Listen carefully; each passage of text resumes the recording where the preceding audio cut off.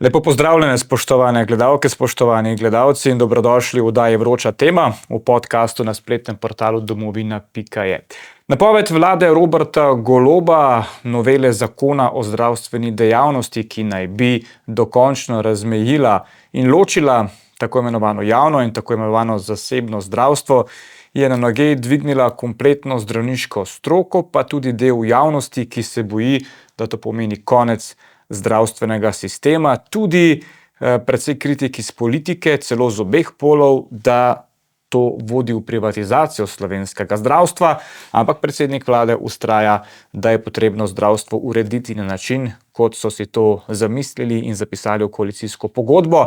Zakon torej je pripravljen in bo šel kmalu v obravnavo v Državnem zboru in seveda se vsi sprašujemo, kaj to prinaša, kakšne posledice bo občutil slovenski pacient.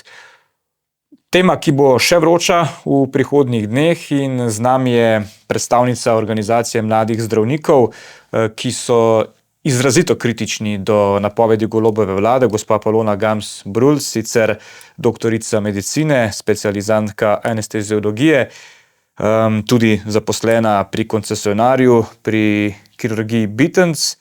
Pa najprej lepo pozdravljeni in če se nam na kratko predstavite, koliko let že delate v slovenskem zdravstvu in kako pravzaprav poteka specializacija v, lahko rečeva, javni ustanovi, hkrati pa delo pri koncesionarju, kako se to loči? Lepo pozdravljeni. Ja, kot ste že rekli, sem specializantka anesteziologije. V anesteziji in tudi v drugih specialnostih medicine je po zaključeni fakulteti potrebno opraviti najprej strokovni izpit, potem pa še specializacijo. Specializacija traja od 4 do 6 let, odvisno katero izberemo. Anesteziologija z reanimatologijo pa traja 6 let. Lahko jo opravljamo v javnih ustanovah, ki imajo akreditacijo, torej večinoma v UKC-jih v Sloveniji, lahko pa tudi deloma v manjših splošnih bolnišnicah. Tako da trenutno opravljam specializacijo v UKC Ljubljana, kot ste pa že rekli, sem zaposlena pri koncesionarju. Zakaj recimo služba pri koncesionarju, zakaj je niste iskali recimo v UKC Ljubljana? To je odvisno od vsakega posameznika, kamor ga pelje življenjska pot, kjer se je ponudila priložnost, tam sem ostala, tam sem našla dobre delovne pogoje. Se mi pa zdi pomembno za mlade zdravnike, da opravljajo del izobraževanja v terciarni ustanovi, kjer se srečajo z najtežjimi primeri, kjer so raznovrstni primeri in tudi povezovanje med različnimi specialnostmi. Gospa Gams, ker slovenska javnost ni čisto na jasnem, kaj pomeni biti koncesionar, dajva to zdaj še enkrat razčistiti, nekateri jih štejejo kar med zasebnike, čeprav v bistvu izvajajo dejavnosti za javne ustanove in to plačuje ZZZS, ne? Ja, gre za delovanje v okviru javne zdravstvene mreže. To pomeni v prostore, v opremo, v osebje vlaga neka pravna oseba, ki je pač v Sloveniji. Delo se pa opravlja na račun ZZZS, to pomeni pacient pride s kartico, kjer ima urejeno zavarovanje in potem v bistvu mi vse te storitve izvedemo po plačilu, ki je pač skupina primerljivih primerov glede na ZZZS. Koncesionar pa sam odloča o tem, kakšen način dela bo imel. Seveda pod strogimi pogoji, pod strogim nadzorom, tudi akreditacijami. Recimo, kakšen je ta nadzor? Nadzori so redni, zdaj točno za podrobnosti seveda. Ampak kdo to nadzoruje? ZZZS, tudi ministrstvo, napoveduje se nadzor kakovosti, kar jaz podpiram, seveda moramo vsi delati po medicinski stroki, kar pa sam izbere koncesionar, naprimer, kakšne papirnate brisačke bo naročil, ob kateri uri zjutraj pridemo v službo in tako naprej. Kaj so torej prednosti, če lahko rečete, dela pri koncesionarju? Verjetno je bolj dinamičen in prilagodljiv način dela. Kot sem rekla, ni treba, da vsi ob 7:00 začnemo, lahko imamo ob 7:30 jutranji sestanek, ni potrebno javno naročilo za čisto vsako malenkost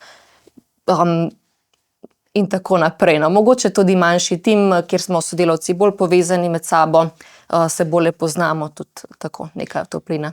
Ker ste rekli, da ste specializantka, ne delujete tudi v Univerzitetnem kliničnem centru. A lahko rečete, ne vem, da je zdravstvena dejavnost oziroma da je zdravstvena storitev pri koncesionarju bolj kvalitetna kot v javni ustanovi ali ne? Menim, da povsod lahko dobimo kvalitetno zdravstveno obravnavo in Slovenci se sploh ne zavedamo, na kako visokem nivoju je ta še glede na vse težave, ki jih imamo, tudi s financiranjem in s kadrom in vsem.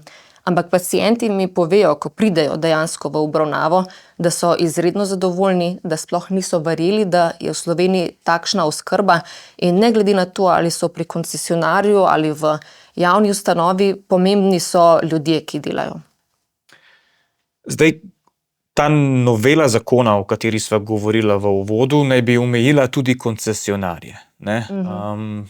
Težko bo tako še delati. Če nam lahko razložite, zakaj recimo ste na nogah koncesionarji, ki na nek način niste zasebniki, ne? Ja, gre za način dela, ki naj bi razmejil javno in zasebno. V bistvu pa gre za ločevanje, ki bo potegnilo krajšo pri pacientih. S to ločitvijo bodo ljudje, zdravniki, tudi medicinske sestre morali izbrati, ali delajo samo v javni ustanovi ali pa samo No, se do tja še pridemo, ampak če se zdaj fokusirava za začetek samo na to, kako bo to prizadelo konkretno koncesionarje. Veliko koncesionarjev zaposluje zdravnike preko SP ali preko tudi drugih oblik, ampak skratka, to so ljudje, ki delajo dopoldne v javni zdravstveni ustanovi, popoldne v svojem prostem času pa gredo pomagati, dodatno delajo preko različnih pogodb pri koncesionarju. Že sedaj je to zelo omejeno, naprimer na 8 ur na teden, določeno število na leto, vse morajo poročati svojemu delodajalcu. Sedaj pa bi bilo to še bolj omejeno, namreč SP-ji bodo popolnoma prepovedani, kar je unikum med katerimikoli poklici v Sloveniji. Lahko bodo izvajali samo po podjemni pogodbi ali pa v obliki dopolnilnega dela, bo pa prepovedano delati dodatno, če je na vašem oddelku torej še potreba po dodatnem delu. Kar pomeni, če nek oddelek, naprimer abdominalna kirurgija, zaposluje neke dežurne zdravnike ob vikendih ali pa popoldnevih, potem vi ne smete iti ven delati. Čeprav imate čas, imate energijo, ampak to bo prepovedano. Golobova vlada pravi, da poskuša z razmejitvijo striktno na javno in zasebno zdravstvo ponuditi zdravnikom možnost, da se enkrat za vselej odločijo, kje bodo delali. Ne? Zdaj tukaj v nekem podtonu je zaznati, da zdravniki bodo lahko delali dodatno popoldne, pravite, nekateri imajo energijo in čas, šele ko bodo naredili dovolj v javnem zdravstvu. Skratka, premierjeve besede so bile jasne, ne, tudi zdravniška zbornica se je na nje ostro odzvala, da pač obstajajo zdravniki, ki v javnem zdravstvu so zaposleni, pa ne delajo nič in si potem paciente popoldne odpeljejo k zasebniku in tam kasirajo, po domače povedano. Ne. Zdravniška zbornica se je burno odzvala, ampak premier, to sva videla, vztraja pri teh besedah. To so težke obtožbe.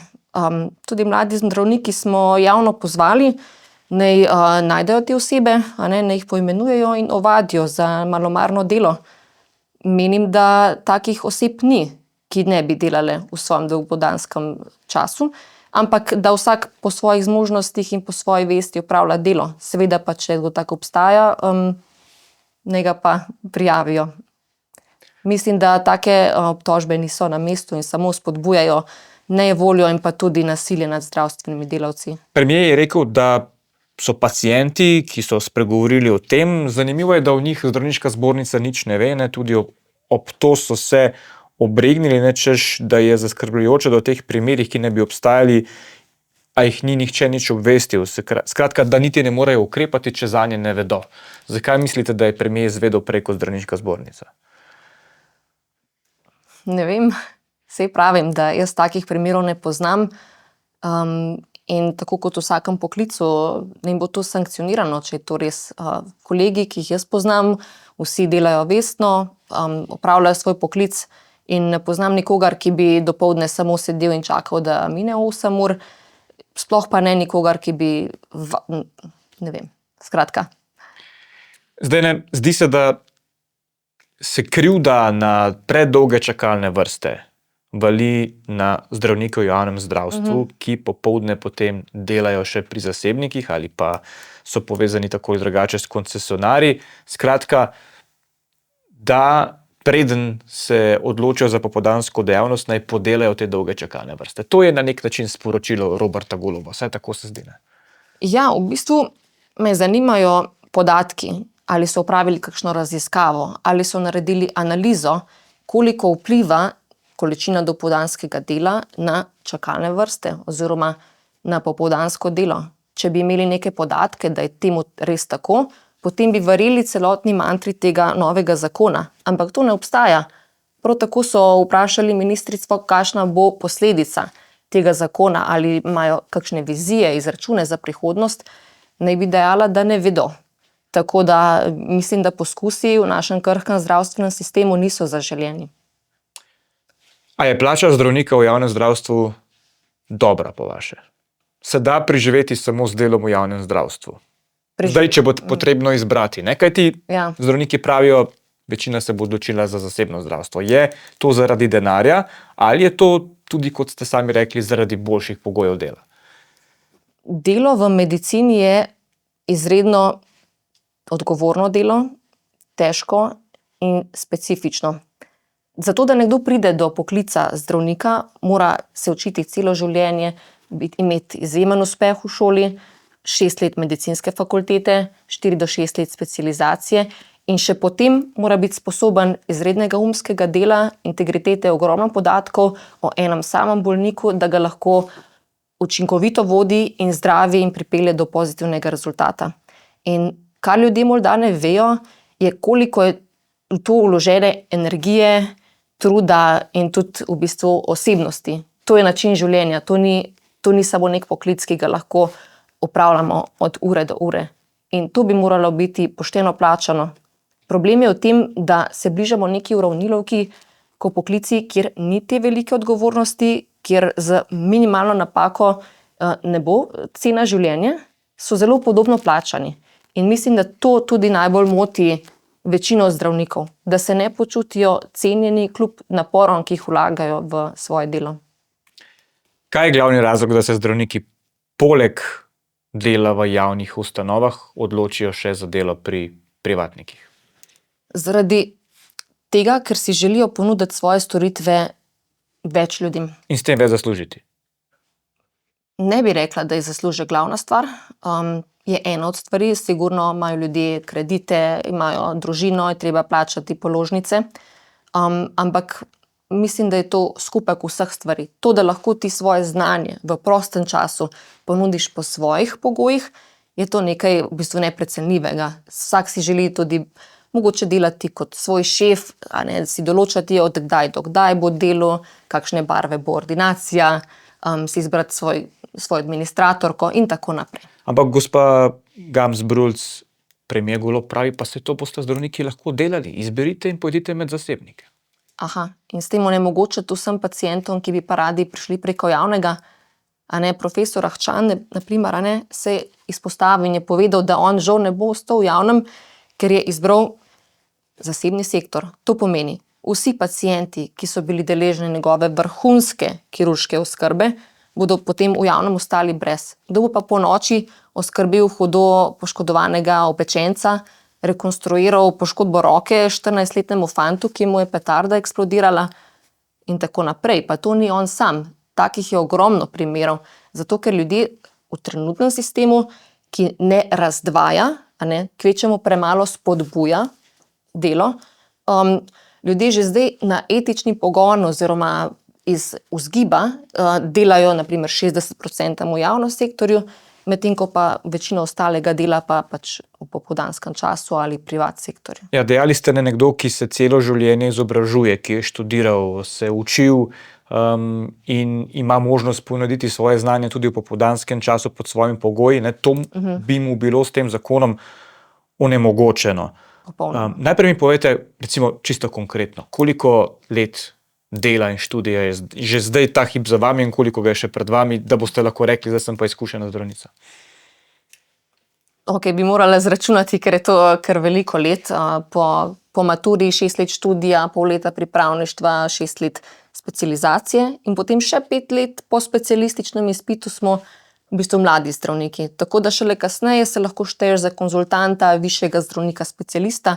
To govorimo že konkretno po 40. letu. Prej pa je vse del te poti, ki te vodi do tega, da si v bistvu zrel zdravnik. Če se ne motim, ste zelo blizu specialističnega izpita.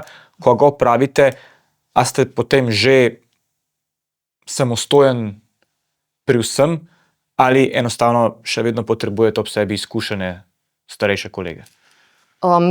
Dejansko potem sem na papirju samostojna za vse. Kako pa v tako da praksi? tudi pride ta trenutek, ko to dočakamo. Ampak v praksi so še zmeraj izredno težki primeri, na primer otroška kardiokirurgija, kjer je anestezija teh otrok izredno zahtevna, tam tudi specialisti iščejo pomoč. Če se preko SP-jev ne bo več dalo delati v zdravstvu, če bo prišlo do te prepovedi, bo v bistvu poklic zdravnika eden, če ne kar edini poklic, kjer bo to prepovedano. Pa me zanima, a ste že kaj staknili glave skupaj z zdravniki in se pogovorili o tem, a je to sploh ustavno? Kaj boste naredili, a ne vem, boste iskali tukaj pravne rešitve? Zdravniške organizacije smo pred kratkim imeli krizni sestanek, kjer smo se dobili predstavniki vseh zdravniških organizacij. Če se ne motim, v ponedeljek zvečer, ne? Tako, ja. In smo se pogovarjali o tem, kako naprej, da bi lahko še naprej omogočali dostopno javno zdravstvo. Kajti bojimo se, da se bodo oddelki, klinični center in ostale bolnišnice tako siromašili, da preprosto bo določene stroke, da bodo odpadle, pacienti bodo nastradali, čakalne vrste se podaljšale in razvil se bo vzporeden zasebni sistem, ki pa sploh ni boljši. Čez nekaj časa ni nujno, da bo to boljša oblika zaposlitve. Kar vam hočem reči, da gre za degradacijo zdravniškega poklica. Niste mi neposredno odgovorili, ampak a so ustavni pomisleki pri tem, kar ta vlada namerava? Definitivno so ustavni pomisleki, ker gre za neko regulacijo prostega trga. Tudi s tem, ko so, na primer, v zakonu piše, da bodo določali cene zdravstvenih storitev. To v bistvu Je to v duhu Evropske unije? ni v duhu Evropske unije in verjetno tudi ni ustavno, o čemer pač morajo odločati ustavni sodniki. Ampak pravite, imeli ste krizni sestanek. Da. Kdaj bomo v javnosti izvedeli, kaj ste se dogovorili? Kmalu. Nam lahko karkoli poveste, do kakšnih zaključkov ste prišli, še ne? Ja, prišli smo do zaključkov, da tega zakona ne podpiramo, da v ogromno alinejah ne prinaša izboljšanja, da so stvari, ki bodo absolutno ogrozile obstoj sedanjega dostopa pacientov do zdravstvenih storitev in da bi radi to res preprečili. Da se nam zdi bolj pomembno, da lahko ljudje več delamo, ne pa da se ločuje in prepoveduje. Zdaj, kar mene morda malce preseneča, na socialnih omrežjih zasledim precej zdravnikov, ki se javno izpostavijo, povedo, to, kar počne Golobova vlada, je katastrofalno. Ko je treba stopiti pred kamero, tega ne storijo. Ne vem, je prisoten strah pred maščevanjem? V bistvu mladi zdravniki ste, vaša organizacija, morda celo tisti zastavonoša teh kritičnih odzivov na to, kar počne ta vlada, ne? Ja, vedno smo in vedno bomo kritizirali nespametne poteze, tako iz ene kot iz druge strani. Tisto, kar je dobro, pa bomo vzeli za svoje. Že več let, odkar obstaja naša organizacija, v bistvu od leta 2017, ko smo se kot prvi začeli boriti za nosilca zdravstvene dejavnosti, takoj po specialističnem izpitu, že od takrat naprej opozarjamo na to, kaj je narobe. In zakaj se pa drugi za to ne odločajo, je pa jasno. Medijski prostor je trenutno v gonji proti zdravništvu, to je nek PR načrt, PR projekt, verjetno totalne vojne proti zdravnikom, ki je pa neosnovan in ni resničen. In tako tudi ljudje, ki pridejo v zdravstveno oskrbo, vidijo, da saj ni tako. No, se do tja še prideva. Zanima me, kdo ste mladi zdravniki? Kdo se skriva za profilom mladih zdravniki, recimo na socialnem omrežju X? Mi se ne skrivamo, lahko pogledate na našo spletno stran, tam so napisana vsa imena naše ekipe in lahko si tudi preberete, kdo smo. Sicer pa združujemo sedaj že 2000 članov na mailing listi, kjer se izmenjujemo mnenja, pošiljamo interne informacije in zelo hitro zvemo, kaj se dogaja na terenu. Sicer pa v Sloveniji je kar 3700 zdravnikov, ki so pod definicijo mladih zdravnikov. To pomeni od diplome na medicinski fakulteti pa do 5 let po izpitu. In ljudje se to ne predstavljajo, da je lahko mladi zdravnik star tudi 40 let, ne? Brez problema. Če se malce vrneva na omrežje X, ne, prej Twitter, mladim zdravnikom pogosto očitajo, da so izrazito politični pri svojih zapisih, ne, da so se spustili na raven političnega obračunavanja z vlado Roberta Goloba. Kako na to odgovarjate? Rekla bi, da je celotno omrežje X zelo politično naravnano in tudi nivo komuniciranja je morda malo nižji, kot bi si želela. Nasplošno na omrežju X. Zato se tudi na zelo grde včasih komentarje ne odzovemo prijazno, ker mislim, da če nastaviš drugo lice, da nisi s tem ničesar naredil. Je pa res, da v zadnjem času je bilo kar veliko stvari, ki se nam niso zdele poštene in dobre za celotno slovensko zdravstvo. Na vrh svoje strani na X-u ste prilepili zbirko, če se ne motim, 10 največjih laži premierja Roberta Goloba. O tem je vaša kolegica Ralisa Kragl, če se ne motim, spregovorila tudi v Državnem zboru. Skratka, o lažeh Roberta Goloba. Ampak vaša notranja raziskava, to sami pravite, pa je pokazala, da vas je koliko, 70% volilo za Roberta Goloba? Ne, 30, manj kot 30%, kar je nekoliko manj kot v splošni populaciji, ampak da razčistim, kaj smo hoteli s tem povedati.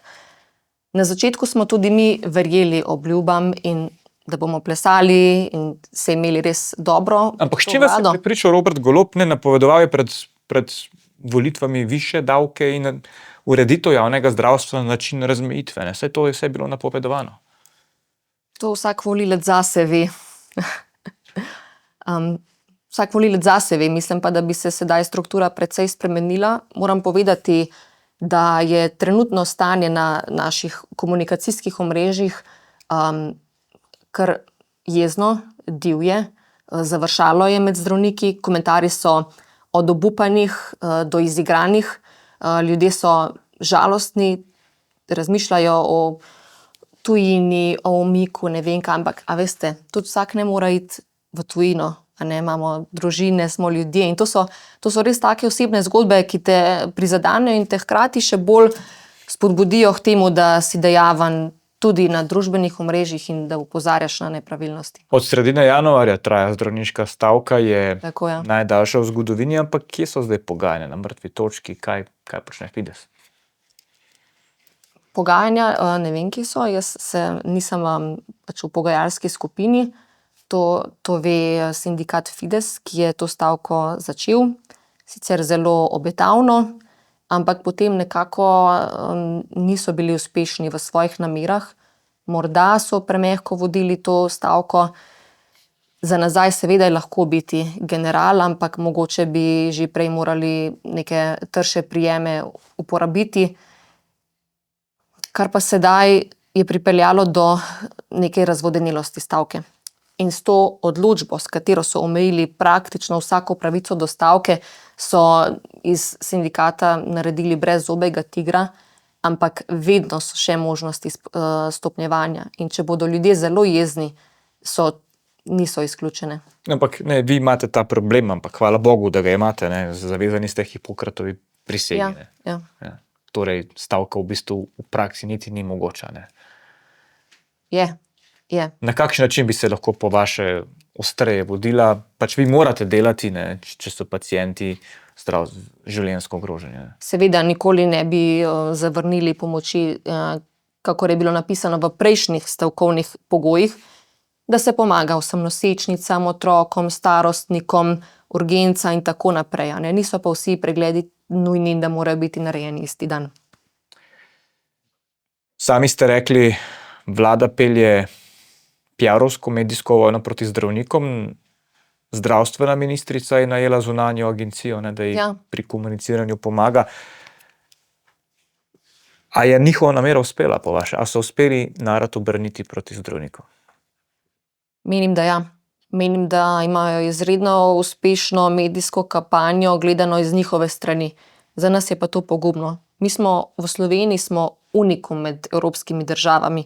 Namreč, ko smo na Evropskem srečanju mladih zdravnikov predstavljali medijsko situacijo v Sloveniji, dali smo jim primere nekih člankov, pa potvarjanje recimo številk plač v javnem sektorju, so bili zaprepadeni. To nikjer drugje ne obstaja.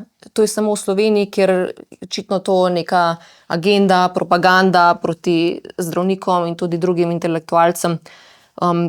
Menim pa, da to ni resnično. In kot sem že omenila, pacient, ki pride v zdravstveno ustanovo, je presenečen, kako dobro obravnavo ima. In na koncu se nam zahvaljujejo, da niso mogli verjeti, da so dobili tako obravnavo, medtem ko so v časopisu izvedeli, da same najslabše stvari. Ampak kje vi v praksi najbolj občutite to medijsko vojno Roberta Goloba in njegove vlade proti vam zdravnikom? A se to pozna na odnosu pacientov do vas zdravnikov? A so bolj nesramni? Ne vem. So, ja.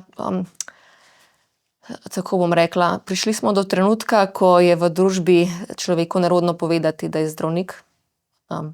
Tako pove večina mojih kolegov in včasih morda raje ostanejo tiho, ko jih kdo vpraša, kaj opravljajo po poklicu, kar se mi zdi zelo žalostno, glede na to, da gre za res lep poklic. Imeli smo pa v Sloveniji tudi veliko primerov nasilja. Na srečo ne tako veliko kot na primer v sosednji Italiji, kjer je nasilje izbruhnilo do nezadržnih meja. Ampak s tako retoriko to samo spodbujamo. No. In ljudje, ki tudi zaradi dolgih čakalnih vrst in zaradi tega mogoče zakasnele obravnave, postanejo jezni, to stresejo na prvo osebo, ki jim pač pride v urgentnem centru ali v neki ambulanti naproti. Imate občutek, da so uspeli narod prepričati, da ste vi zdravniki krivi za dolge vrste, ker pač raje delate pri zasebnikih in si tam vzamete več časa? Mislim, da so jih uspeli prepričati. Očitno, da ja, čeprav res se pravim, da ne vem, iz kje izhaja to prepričanje, zato ker ne obstaja nobena raziskava ali analiza, ki bi pokazala, da res to vpliva na čakalne vrste. In nikjer ni dokazano, da nekdo, ki dela popoldne, dopoldne ne dela. To so samo neke domneve, ki pač, na katerih temelji ta celoten zakon o zdravstveni dejavnosti. Recimo, da bi zakon bil sprejet v Državnem zboru. Posledice v praksi, konkretne, za nas paciente. Konkretna posledica je to, da ne bodo prišli do oskrbe zdravstvene. Že sedaj, na primer, na očesni kliniki se čaka za podhitro, prvi pregled do septembra 2028. Torej upam, da ima večina ljudi zdrave oči, ker je pač nedopustna čakalna doba. In prav iz očesne klinike, pa na nikogar ne namigujem, ampak je nekaj zdravnikov, ki delajo tako v privatnem kot v javnem sektorju. In če se samo del od njih odloči, da bodo delali samo v privat, do pregledov sploh ne bomo prišli. Da ne omenjam, kaj to pomeni za nujno zdravstveno oskrbo. To pomeni, da ko boste nujno potrebovali vrhunskega strokovnjaka, tega ne bo. Naprimer, ko smo že zdaj velikokrat omenili maksilofacialno kirurgijo, nekdo, ki ima hudo potekajočo bolezen, neke okužbe v dnu lobanje ali pa v čeljusti in se zdravi na intenzivnem oddelku, koga bomo pa poklicali, da pride sanirati to okužbo? To zahteva vrhunskega kirurga, specifično znanje, energijo, motivacijo za to delo, in če bodo naši mentorji, učitelji šli, potem mislim, kdo bo ostal. Zdaj, zdi se, kot da želi ta vlada te zdravnike prisiliti, da ostanejo v javnem zdravstvu. Ne? To je njihov namen. Tako rečejo, da je njihov namen, ampak glede na to, kar zdravniki vemo, da bo to prineslo, se zdi, da je obraten namen. Se zdi, da je namen vzpostavljanje privatnega zdravstvenega sistema, kar že ves čas opozarjamo, da bo to privedlo samo do razbohotenja nekih privatnih zavarovalnic, privatnih bolnišnic in v bistvu poslabšanje javnega zdravstva. Kako argumentirate namigovanje na privatizacijo zdravstva s tem zakonom? Zakaj bi prišlo po vaše do privatizacije? Vlada govori čisto nekaj drugega. Zaradi odhoda zdravstvenih delavcev. In tukaj ne govorim samo o zdravnikih, to isto velja za medicinske sestre, ki jih že sedaj tako primanjkuje, da zapirajo določene dele oddelkov, ker ni zdravstvene nege. In če bo odšlo recimo 20% v zasebni sektor, ja, kaj bo pa sploh ostalo? Lahko vse oddelke zmanjšamo. Prej ste omenjali doktorja Ahčana. Dajva razložiti njegov primer. Zakaj je on napovedal odhod iz javnega zdravstva? Profesor Ahčan je bil prvi, ki se je javno opredelil. Če bo ta zakon sprejet, on ne bo več delal v javnem sektorju. On je izredno usposobljen vrhunski kirurg, ki dela najtežje mikrovaskularne posege, dela rekonstrukcije, rešuje opečence.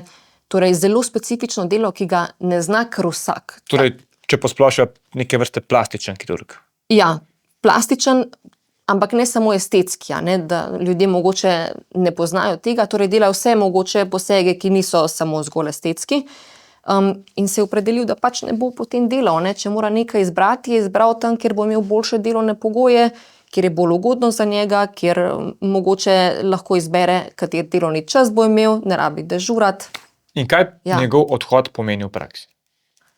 Odhod takega usposobljenega mentorja, konzultanta, kirurga, pusti za sabo veliko luknjo. Ne samo težavnost narediti razpored dežurstev, ampak tudi od koga se bomo učili. Ker ta predlog zakona o zdravstveni dejavnosti med drugim tudi močno omejuje delo na medicinski fakulteti. Ker vemo, veliko klinikov zraven še poučuje na medicinski fakulteti, sedaj pa hočejo to omejiti na samo 8 ur na teden. Nekdo, ki je profesor, on vsak dan poučuje študente in specializante in tako naprej.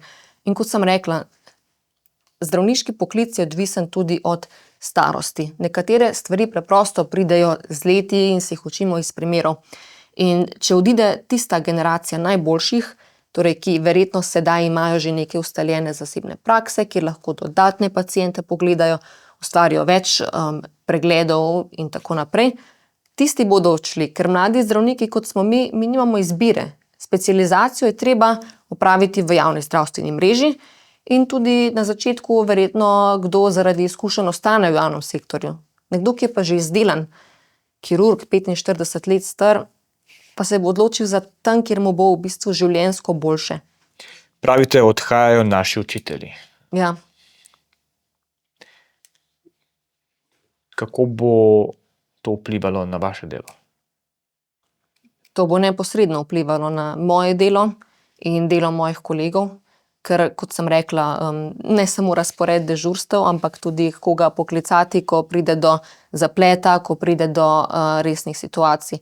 Naj dam samo primer. V anesteziji, na primer, osnovno operacijo anestezira lahko tudi mlajši specializant.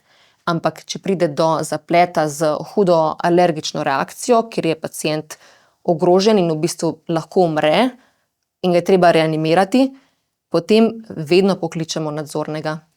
Zato je dobro, da imaš nekoga, ki je kompetenten, ki prepozna situacijo, ti lahko svetuje in ti pomaga, s tem pa te tudi nauči, da naslednjič prepoznaš isto reakcijo, pacientu daš ustrezna zdravila, adrenalin, reanimacija in ga potem vrneš v zdravo stanje. Prej ste mi namignili pred oddajo, da se tihi odhodi v praksi že dogajajo. Dajte na konkretne primere, prosim. Že odkar je premier Golob z gospo ministrico napovedal to spremembo zakona o zdravstveni dejavnosti, se je kar nekaj specialistov, ki jih poznamo osebno, odločilo že vnaprej izbrati zasebni sektor, dokler so pogoji še dobri. In ti odhodi niso zabeleženi, niso jih obesili na veliki zvon, ampak se dogaja en tukaj, en tam. In v zadnjem letu je iz veliko oddelkov po več specialistov odšlo. Kje so tisti oddelki, ki so že najbolj prizadeti zaradi tega? Lahko poveste. naprimer plastična kirurgija je že sedaj, ko ne rečem, že sedaj veliko ljudi ne dela 100%. Recimo gastroenterologi tudi v Ljubljani. Zakaj so odšli zdravniki iz bolnišnice v Novi Gorici? 5 naenkrat.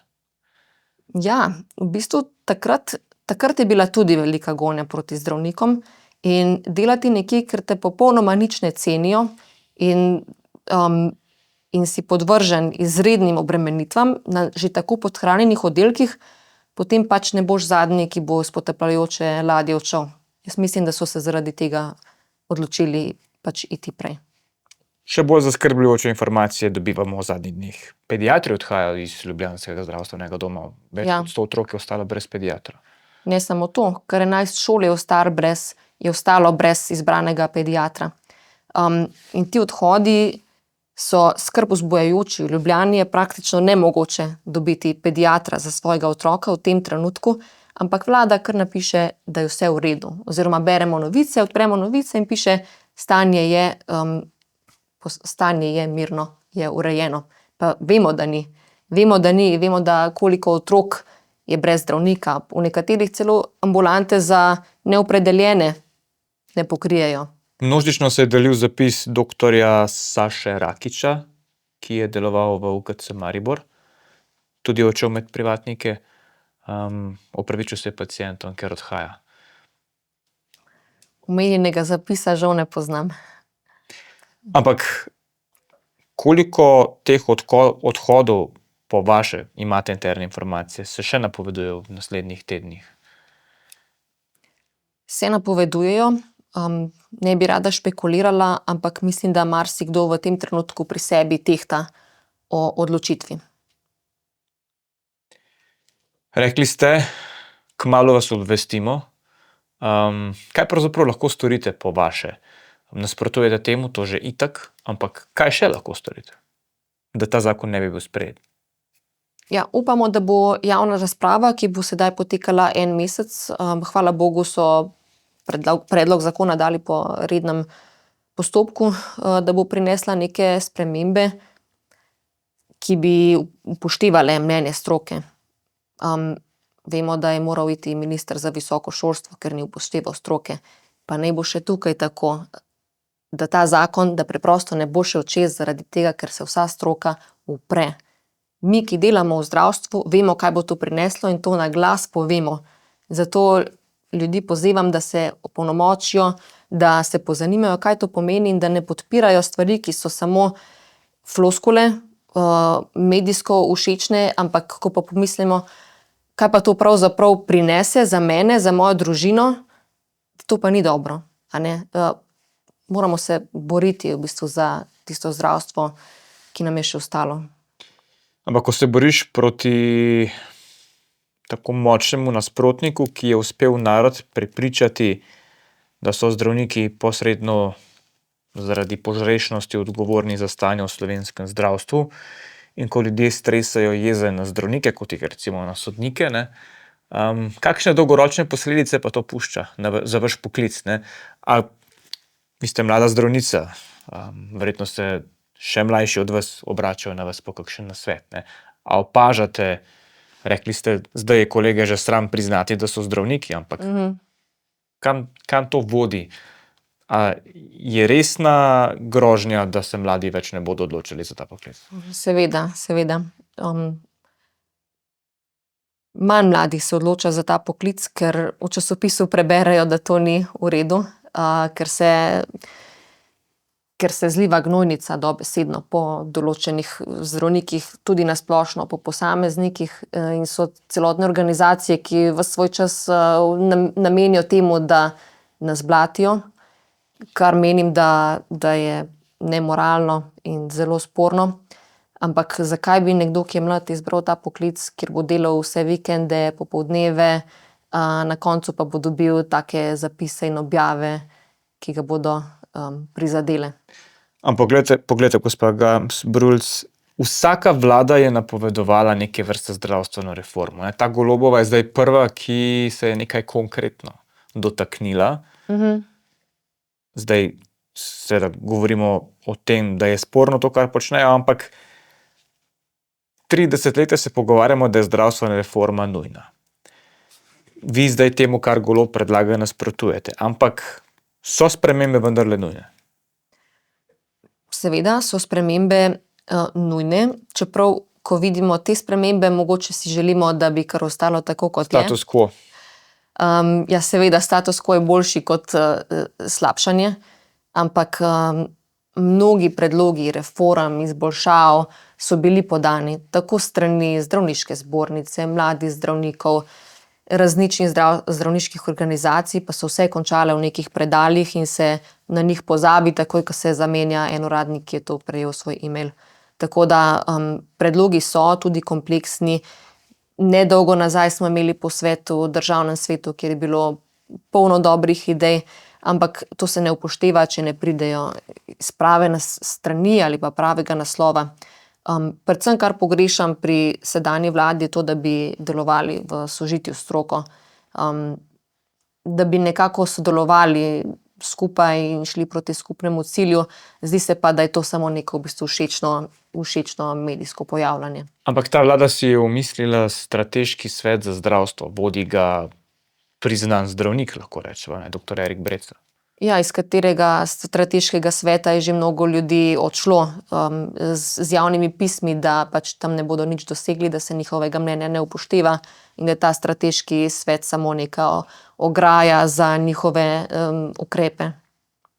Dr. Erik Brecelj pravi, da je dela v javnem zdravstvu dovolj. Kako ste vi dojeli njegove besede? A vas je na nek način izdal kot zdravnik, zdravniški kolega? Kako gledate na te izjave? Da nekateri zdravniki premalo delajo, to je rekel tudi on. Dr. Brecelj ima svoje mnenje. Menim, da je dela povsod dovolj, se ga pa ne da kar naenkrat mnogo povečati v javnem sektorju. Ker tudi drugi kolegi so povedali, da na način organizacije in trenutnega upravljanja javnih zdravstvenih zavodov, s tem mislim državnih zdravstvenih zavodov, se ne da povečati storilnosti brez sprememb na področju količine kadra, upravljanja s prostori, upravljanja z resursi. Ker velikokrat vidimo, imamo neko napravo, imamo neko operacijsko, nimamo pa oddelka, ki bi skrbel za te paciente, nimamo kadra, ki bi pokrivali vsa dežurstva. In tukaj se mora začeti. In če bi že od začetka januarja, februarja Fides sklenil nek dogovor z vlado oziroma vlada s Fidesom, mi tega pogovarjanja zdaj sploh ne bi imeli. Če bi samo del teh zahtev od Fidesa upoštevali, da bi zdravstveni delavci imeli občutek, da so cenjeni, da je njihovo delo nekaj vredno, potem se nihče ne bi upiral, ampak bi tudi mogoče sprejeli neke druge spremembe, ki jih zdaj ne. Imeli ste krizni sestanek, rekli ste, želimo si javne obravnave. Ste dorekli kakšne konkretne predloge, kako bi vi ohranili javno zdravstvo? Pogrešamo spodbujanje storilnosti tako v javnem zdravstvenem sistemu, na primer z določeno meritokracijo na storilnost. Ampak konkretnih predlogov na tem sestanku nismo podajali, ker gre za krizno situacijo, kjer skušamo predvsem preprečiti poslabšanje trenutnega stanja.